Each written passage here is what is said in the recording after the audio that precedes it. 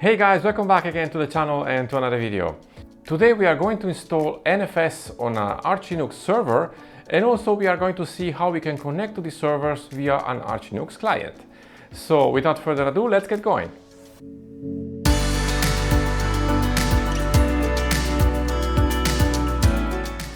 So here we are on Arch. This is a base install with a GNOME desktop environment, but this will work also with other desktop environments or window managers, of course.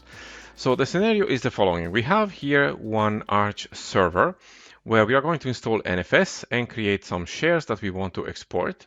And then we are going to have a second machine, which is a client, from where we are going to connect to the server. So let's go ahead and start working on this. Let's open up the terminal, since most of the work is done in the terminal anyway, and go full screen and increase the font size. You can see this is the Arch server. So before beginning working on NFS, we need to check two things. Let's type in here time, date, CTL, and hit enter. So you can see here we have two options. One is the system clock, which is not synchronized, and the other one is the NTP service, which at the moment is inactive. Now, to work with NFS, we need to have at least NTP service active to avoid any delay in synchronization. But I want to enable also the system clock synchronization. So to do this, I'm going to type in sudo time date CTL and then set-NTP true and hit enter. Enter my sudo password, and this is done for the NTP server, and I can synchronize the two clocks by typing in sudo hw clock --sys2hc and hit enter. And there you go. If I type in now time date CTL, you will see I have the system clock and the NTP service is now active. So let's clean up the terminal and begin working on NFS. So let's install the packages we need straight away. So to do this, we can type in sudo pacman-s. The only package we need is nfs-utils and hit enter. And we can proceed with the installation. There you go, the packages are installed. So let's clean up the terminal. Now we need to do three steps. First is to create the directories that we want to define as shares. Then we need to edit one file where the shares are defined, and then we need to start our NFS server. So in my case, I want to create two directories. One share is going to be under my documents directory, here in this home directory, and the second share is going to be under the server directory. So let me create the first directory here, which is under the documents directory. So I'll type in mkdir and then documents, and the directory I want to create is going to be called server. And hit enter. The next directory I want to create is under the server directory. So to do this, I need sudo privileges. So I'm going to type in sudo mkdir /srv/nfs is the directory I want to create, and hit enter. So these are the two directories that I want to export as shares. Now to do this, we need to edit one file, which is under the etc directory, and it's called exports. So to edit that file, we can type in sudo vim/etc/exports and hit enter. There you go. So we have already here some examples of how it's going to work. So what I need to do here, I'm going to go down to the last line and create a new one. And I'm going to define first the path to the share. So I'm going to begin with the first one, which is srv-nfs, our NFS directory. So I'm going to type in here the path, which is /srv/nfs. Hit the tab key and then define the options.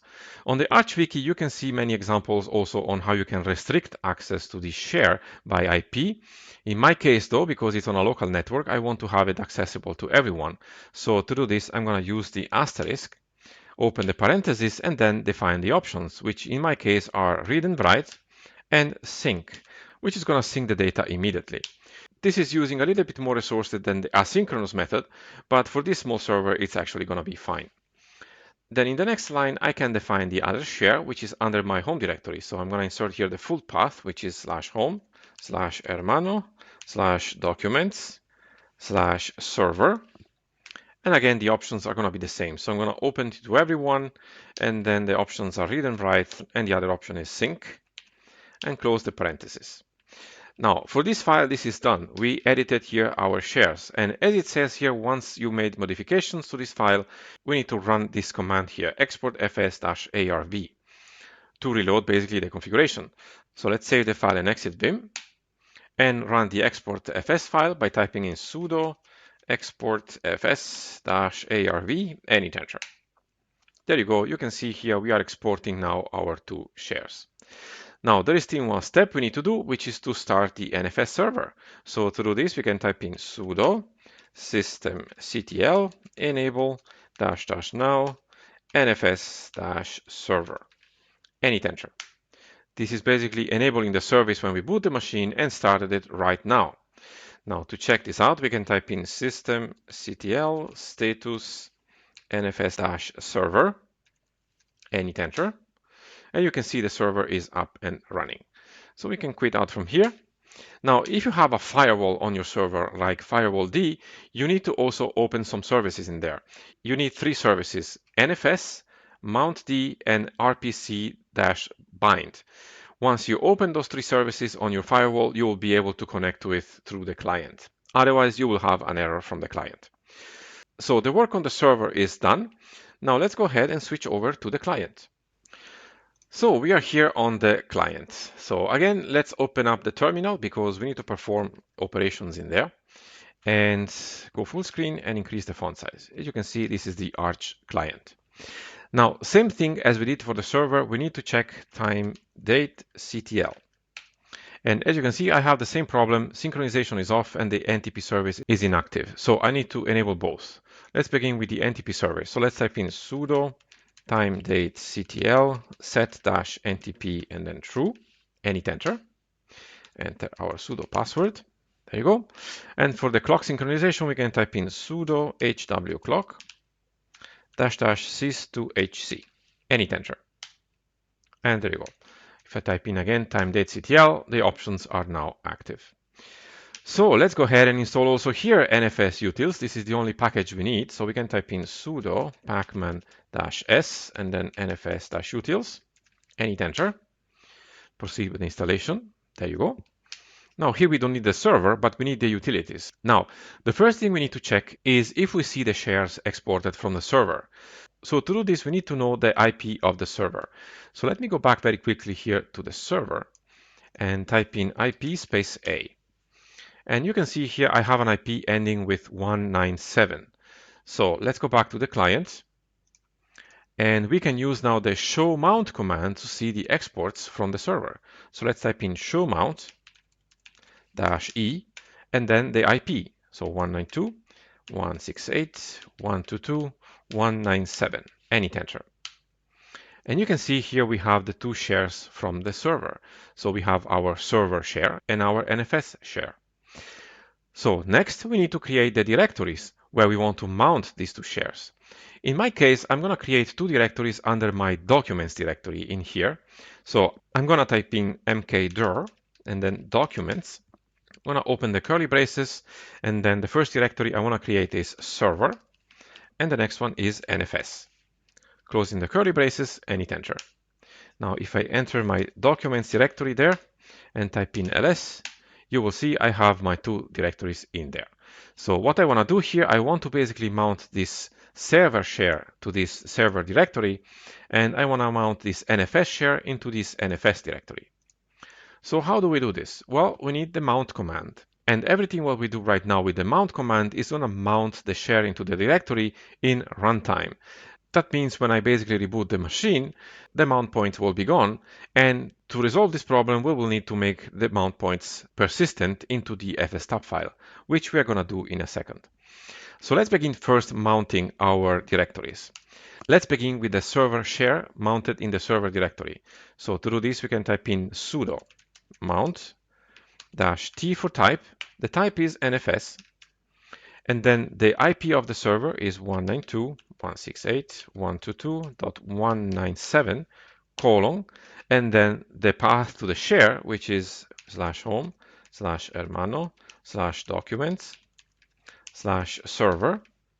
The mount point in our client, which is documents/server. And then we can hit enter. There you go. Now we can do the same for the second share, which is the NFS share. So we can type in sudo mount -t, then NFS.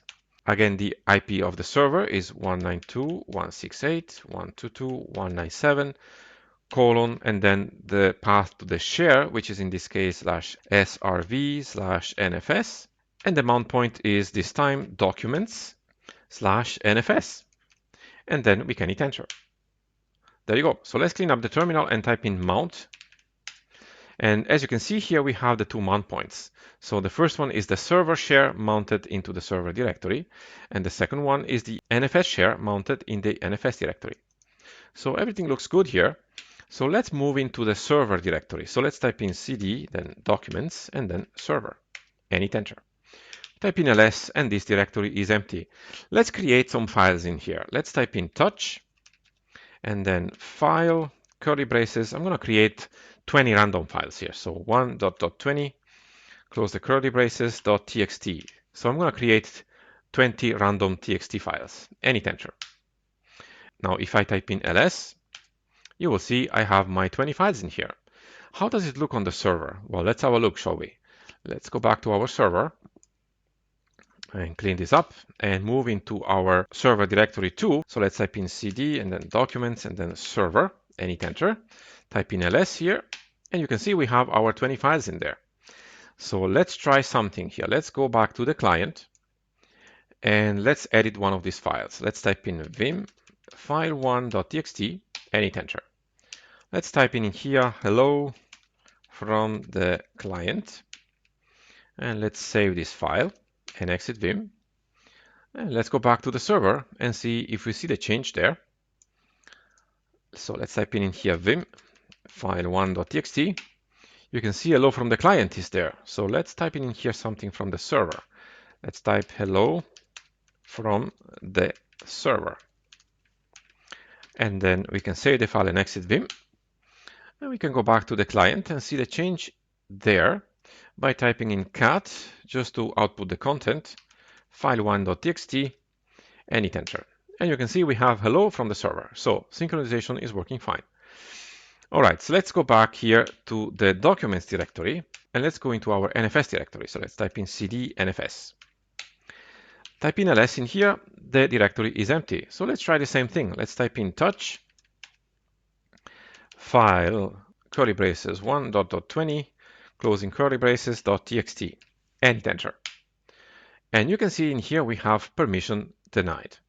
So let's troubleshoot this. Let's go back here and clean up the terminal. And I'll go back one directory here.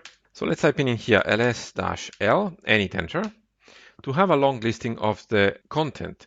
Now you can see here what the problem is. The problem is that the server directory in this home directory here is belonging actually to me and to my group, whereas the NFS directory is actually belonging to the root user because it has inherited the permissions of the share itself.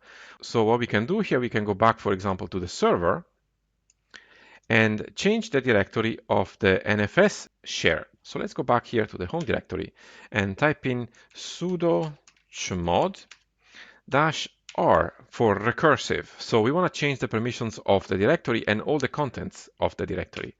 And I'm going to open this widely because anyway, it's on a local network. So I'm going to use 777 and the directory is /srv/nfs. And then I can hit enter. Enter my sudo password, and there you go. So let's go back to the client, and let's go back to our NFS directory, and try again our touch command here, and then hit enter. And you can see now it's working fine. So let's type in ls. We have our files in there. Are they also in the server? Let's have a look. So let's go to cd/srv/nfs and type in ls. And we have our files in here.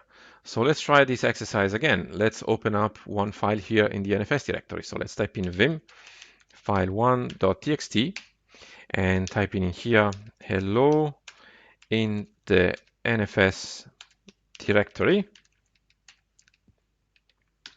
and save the file and exit vim. Let's check this on the server by typing again vim file1.txt.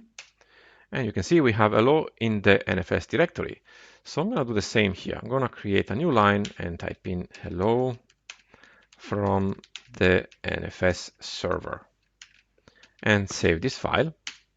Go back to the client and cat the output again by typing cat file1.txt, and we have hello from the server. So now synchronization is working fine. Now, the only problem we have now is that those mount points that we spoke about before are on runtime. So as soon as I reboot my machine, I will not having my mount points anymore. So to solve this problem, we can work on the fstab file, which is, you probably already know, the file system table where all the mount points are stored.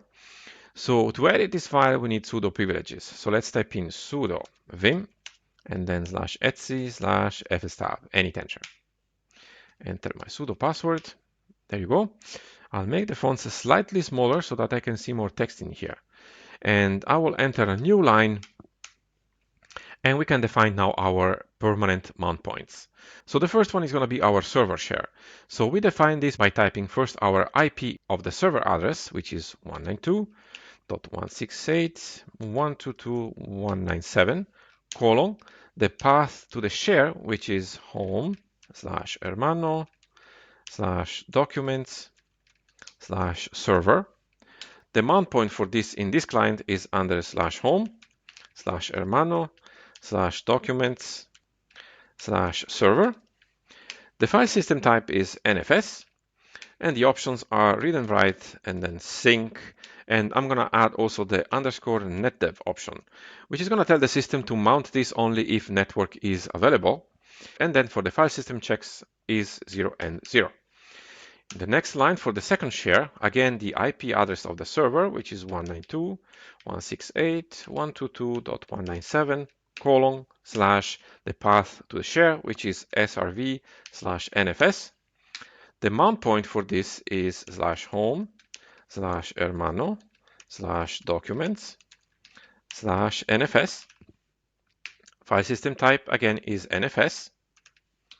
And the options are read and write and sync, and also _netdev. And for the file system checks, it's going to be the same 0 and 0. Now we can save the file and exit Vim. And we can reboot our machine here to see if everything works fine. So let's type in reboot and hit enter. It's going to take a moment for the machine to boot up. There you go. So let's start Arch Linux. Enter my password here. And let's have a look again at the terminal first. Full screen, increase the font size and type in mount. And I can see here I have the NFS share, which is mounted here correctly. And also the server share, which is mounted underneath. So everything looks good here. So let's close the terminal actually and go into the file manager to see if our directories are there. Well, I can see already one thing here. The shares are already mounted on the left side here, so it's very convenient. We can just click in here. And if I open the documents folder, I have also my directories in here. So let's open up, for example, the NFS directory, and we have our files. And I can open up one here. I have already the first two lines which I created before. And if I open up the server share, it's going to be probably the same. There you go. So this is how you can create an NFS server and also how to connect to the server through the client. If you try this out, let me know in the comments below how it works for you. And if you have any question, let me know also in the comments below. I will try to answer them as soon as I can. So there you go. This is how you can create an NFS server and connect a client to it. Let me know in the comments below if you tried it out and how it works for you. I hope you liked this video, guys. If you did, please hit the thumbs up and subs to the channel if you haven't already. Subs always helps us out. And if you want to support the channel, you can do so by visiting our Patreon website, or you can donate via PayPal to our website as well. Thank you so much for watching the video, guys, and I'll see you very soon in the next one.